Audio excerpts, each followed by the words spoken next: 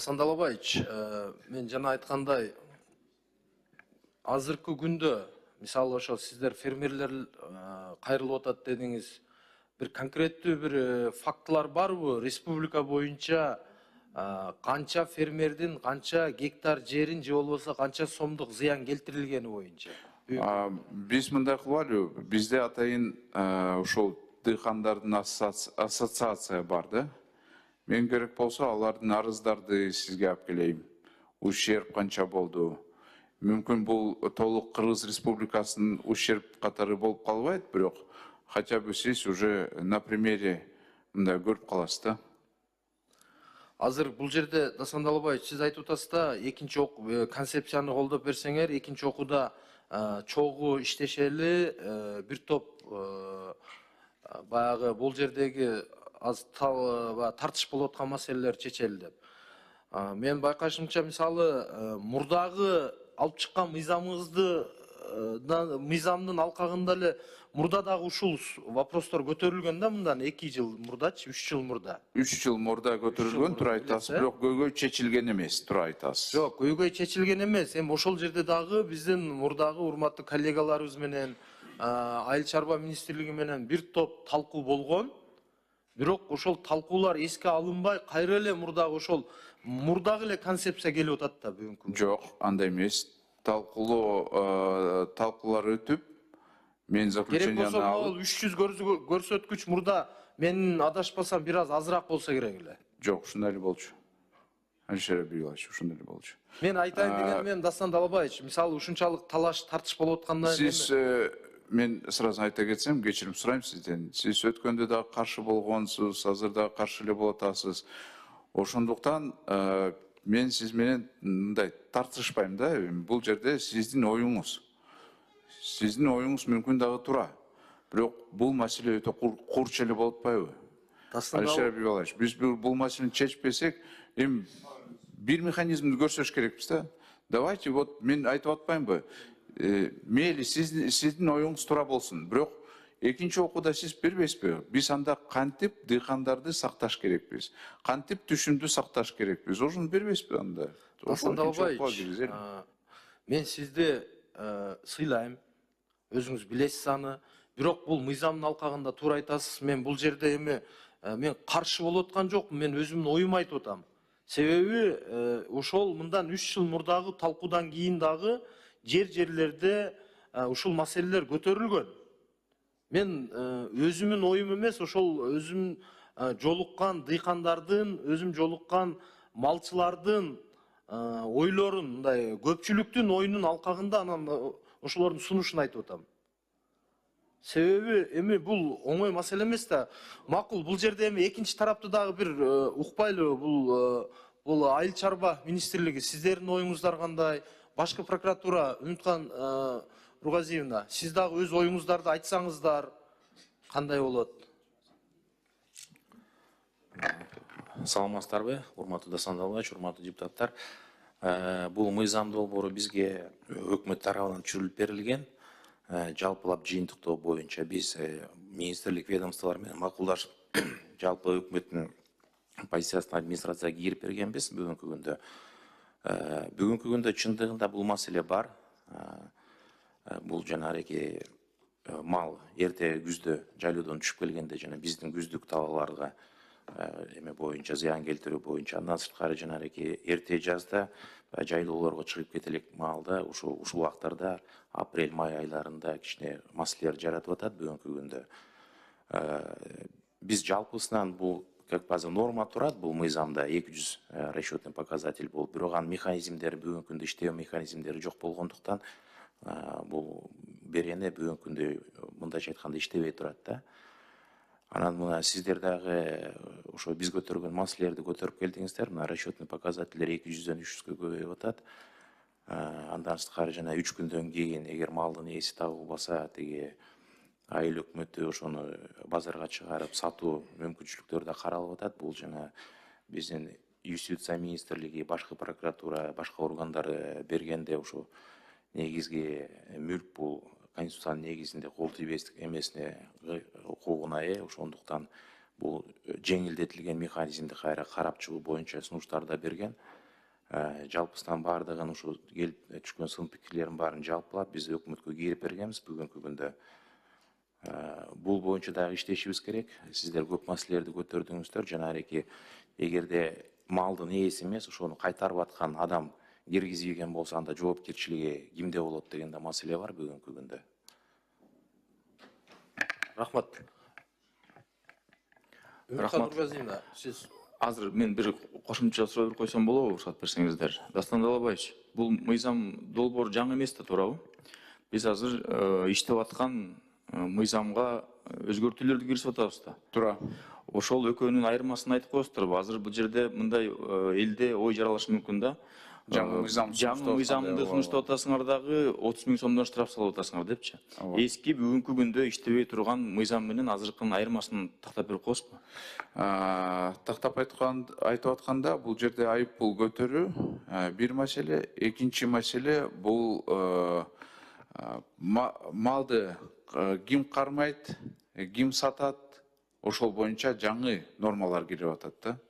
А так негизи 238 берене бар иштеп атат, тилекке каршы дагы жакшы иштебей эле. Ошон үчүн биз жергиликтүү органдар дагы ошол боюнча иштесин деп ыйгарым укуктарды берип атабыз. Себеби мыйзам иштебей эле. Статья бар. Рахмат. Кийинки сөз Муратбеков Табылды Муратбекович деп. Кечиресиз, Алишер Абдуллаевич аяктап аласыз сөзүн. Үмүткан Нургазиевнаны күтүп атты. Саламатсыздар, урматтуу депутаттар, башкы прокурордун орун басары Үмүткан Нургазиевна.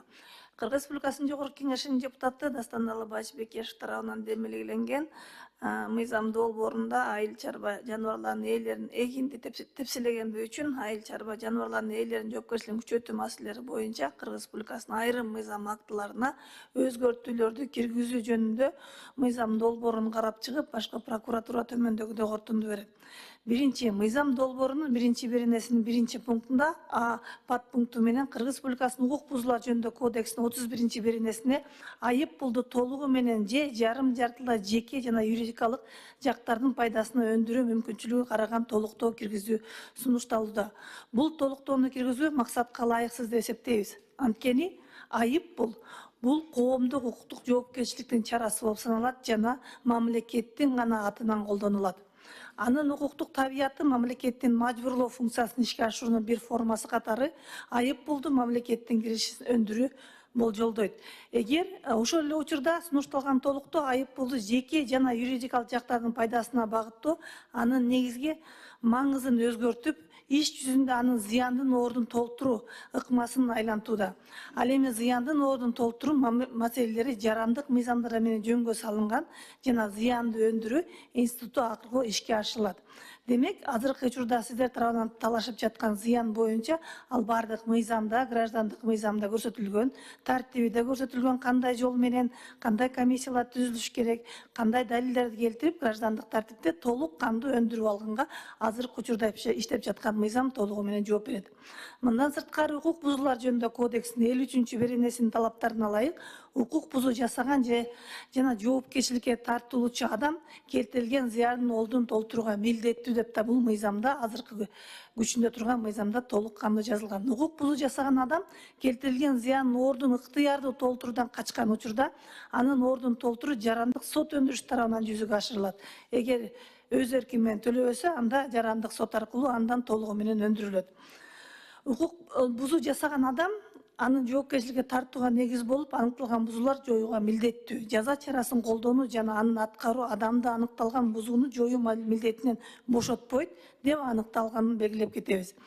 Мыйзам долбоорунун биринчи беренесинин экинчи пункту менен укук бузуулар жөнүндө кодексинин 238 беренесине айдоо жерлерин тепсөө үчүн жоопкерчиликти жөнгө салуу бөлүгүндө оңдоо киргизүү сунушталууда. Тактап айтканда, укук бузуун жасоо ыкмасына жараша жоопкерчиликти бөлүштүрүү сунушталып жатат. Сунушталган редакцияга ылайык жогоруда аталган кодекстин 238 беренесинин биринчи бөлүгүнө зыян айыл чарба жаныбарлардын аракеттеринен улам келтирилген учурда колдонулат. Мында айып пулдардын өлчөмү кыйла жогору жеке жактар үчүн 300 эсептик көрсөткүч, юридикалык жактар үчүн 700 эсептик көрсөткүч көрсөтүлгөн. Ал эми экинчи бөлүгүндө зыян келтирүүнүн башка ыкмаларына тиешелүү болот.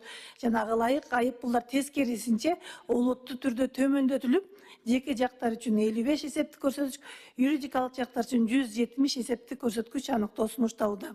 Мында экинчи бөлүктө көрсөтүлгөн укук бузуулар коомго азыраак зыян келтирет деп айтууга негиз жок. Тескерисинче башкы ыкма менен деген сөз айкашы ар кандай аракеттерди да камтып, көбүнчө этиятсыздык мүнөздө болгон айыл чарба жаныбарларынын тарабынан тебелөөгө караганда потенциалдуу түрдө көбүрөөк зыян келтириши мүмкүн. Демек, сунушталган санкцияларды айырмалоо адилеттүүлүк жаза чаранын жекелештирүү принциптерине шайкеш келбейт. Анткени белгисиз жана потенциалдуу түрдө кыйла кооптуу болгон аракет үчүн кыйла төмөн айыппул каралууда. Мыйзам долбоорунун 1-беренесинин 3-пункту менен жергиликтүү өз алдынча башкаруу органдарына сүрөт жана видео жазуулардын материалдарын күбөлөрдүн көрсөтмөлөрүнүн негизинде эгерде жаныбарларды идентификациялоон маалымат базалары боюнча ээсинин инсандыгы аныкталбаган болсо, жаныбарлардын ээсинин милдеттүү катышуусуз каралган укук бузуулар боюнча айып салуу жөнүндө токтомдо чыгарууга укук берүү сунушталып жатат. Демек, бул жерде малдын ээсинин катышуусу жок эле, эгерде жанагындай видео сүрөттөр болсо, протокол түзгөнгө уруксат берилет. Идентификацияланган жаныбарлардын бирдиктүү мамлекеттик реестри боюнча ээси аныкталганын өзү эле анын күнөөсү тастыктабайт. Анткени келтирилген зыян менен ээсинин аракеттеринин аракетсиздигинин ортосунда себеп, натыйжалар байланыш бар экендигин далилденүүгө тийиш. Кыргыз Республикасы Министрлер Кабинетинин 2025 жылдын 3-мартындагы номер 105 токтом менен бекитилген жаныбарларды идентификациялоо эрежелеринин 23-пунктта жоболоруна ылайык жаныбар союлганда, өлгөндө, жоголгондо, уурдалганда же ээси алмашканда жаныбардын ээси же жооптуу адам 5 жумуш күндүн ичинде ветеринария органына жазуу жүзүндө маалымат берүүгө милдеттүү. Бул маалымат 7 календардык күндүн ичинде идентификацияланган жаныбарлардын бирдиктүү мамлекеттик реестрине киргизилет. Чарбанын ээси алмашса да же чарба жабылса, реестриге өзгөртүү киргизүү менен расмий билдирүү берилет. Ошентип, жогоруда белгиленгенде жаныбардын ээси ыйгарым укуктук органга өзгөртүүлөр жөнүндө өз убагында кабарлабоо милдеттүү экендигин эске алганда, идентификацияланган жаныбарлар жөнүндө реестр камтылган маалыматтар укук бузуу жасалган учурда карата иш жүзүндө жагдайда ар кандай чагылдыра бериши мүмкүн. Анткени тиешелүү өзгөртүүлөр реестрге өз убагында киргизилбей калышы да мүмкүн. Демек, мындай маалыматтар жаныбар белгилүү бир адамга катталгандыгына тастыктабайт жана конкреттүү укук бузуун жасоодо анын күнөөсүн талашсыз далил болуп эсептелинбейт. Ошону менен бирге белгилей кетүү зарыл. Бул жөнүндө Жогорку Кеңештин азыркы учурда депутаттар тарабынан да белгиледи. Алтынкы Конституциянын 61-беренесине ылайык ар бир адамдын өзүнүн укуктарын жана эркиндиктерин сот аркылуу коргоого кепилдик берилет. Ар бир адам мыйзам тарабынан тыюу салынбаган бардык жеткиликтүү ыкмалар аркылуу өз укуктарын жана эркиндиктерин кароого, ошондой эле бул бузулган укуктардын калыбына келтиришин камсыз кылууга укуктуу. Шуга байланыштуу жергиликтүү өз алдынча башкаруу органдары тарабынан так процессти кепилдиктирсез өз эле жаза чарасын колдонуунун жөнөкөйлөтүлгөн тартибин киргизүү күнөөсүздүк презумпциясын атаандаштык жана коргонуу укугун камсыз кылуу принциптеринин бузулушуна алып келиши мүмкүн. Мындан сырткары, мыйзам долбоорунун 2-беренесинин 2-пунктунун Б пункчасы менен Кыргыз Республикасынын Граждандык кодексинин жаныбардын ээсине айып пулду жана чыгымдар төлөгөнгө чейин кармап туруу, ал эми ээси келбеген же айып пул төлөөдөн баш тарткан учурда жаныбарга болгон менчик укугун токтотуп, анан жергиликтүү өз алдынча башкаруу органына өткөрүп берүү жөнүндө жоболор сунушталды. Сунушталган механизм Конституциянын 15-беренесинин талаптарына каршы келет. Анткени ага ылайык менчик кол тийгиз. Эч ким өзүн билемдик менен мүлкүнө ажыратылбайт. Менчик ээсинин эркинен тышкары мүлктүн алып коюуга мыйзамда белгиленген тартипте соттун чечими менен гана жол берилет жана аныкталат. Бул конституциялык кепилдик жарандар же юридикалык жактардын менчигинде турган бардык мүлкү, анын ичинде жаныбарларга да тиешелүү. Мындан сырткары, өз сөзүм менен айтсам, урматтуу депутаттар, эгерде өз ээси менен башка бирөөнүн малын же чөбүн чаап ошондой алга турган болсо, өзүңүздөр баарыңыздарга белгилүү болгудай, кылмыш жаза кодексинде дагы самоуправство, өзүн билемдик деген дагы берене бар. Ошол беренеге дагы биз аларды бир кандайдыр бир коопсуз кылып коюшубуз мүмкүн да. Баягы өзүн билемдик бирөөнүн малын сатып ийсе, ал ошол өзүн билемдик деген берене менен да кылмыш жаза жоопкерчилигине тартылып калышы мүмкүн. Рахмат баарыңыздарга. Чоң рахмат Үмүткан Нургазиевна. Дастан Далабаевич, мындай бир топ түшүнүк алдык окшойт деп ойлойм. Эми азыр Үмүткан Нургазиевна, сиз туура белгилеп, эми бардык мыйзам тилинде айтып кеттиңиз. Эми биз буга чейин да ооз-2 түшүндүргөнгө аракет жасадык эле. Мен эми бүгүнкү күндөгү айыл өкмөттүн абалын түшүнүп турабыз да. Айыл өкмөт, айыл башчы, керек болсо район акимине чейинки. Эми алардын бүгүнкү күндөгү түйшүгү итак мындай жетиштүү болуп турат да. Анан эми бул өзүнчө бир чоң маселе. Чындыгында азыр сиз айткандай макул, айыбы тагылсын, башка болсун, алып барып айып коросуна киргизсин, алып барып сатсын. Бирок эми экинчи тарап эртеге алны ким баалайт, канчага сатат, баасы кымбат, арзан, эми өтө көп да бул жерде көйгөйлөрчү. Ошондуктан Дастан Далабаевич, мен дагы бир жолу айтам. Бул жердеги айтайын дегеним бир тараптуу мыйзам болуп калбаш керек деген ойду айткым келет да. Бир тарапка польза кылабыз деп атып, экинчи тарапты дагы ойлоп коюшубуз керек. Ошондуктан эки тарапка тең жалпы элге иштей турган мындай кеңири форматта талкуулап туруп, иштей турган мыйзам чыгарсак туура болот деген ойду айткым келет.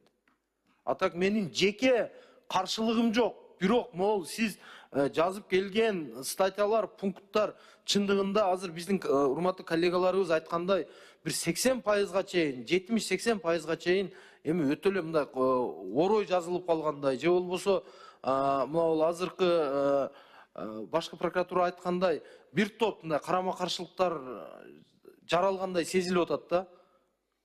Ошондуктан бир жеңилдетип, эми буга чейинки мыйзам деле кайсы бир деңгээлде мисалы өзүнүн жумушун аткарып атыптыр. Мисалы мыйзам иштеп атыптыр.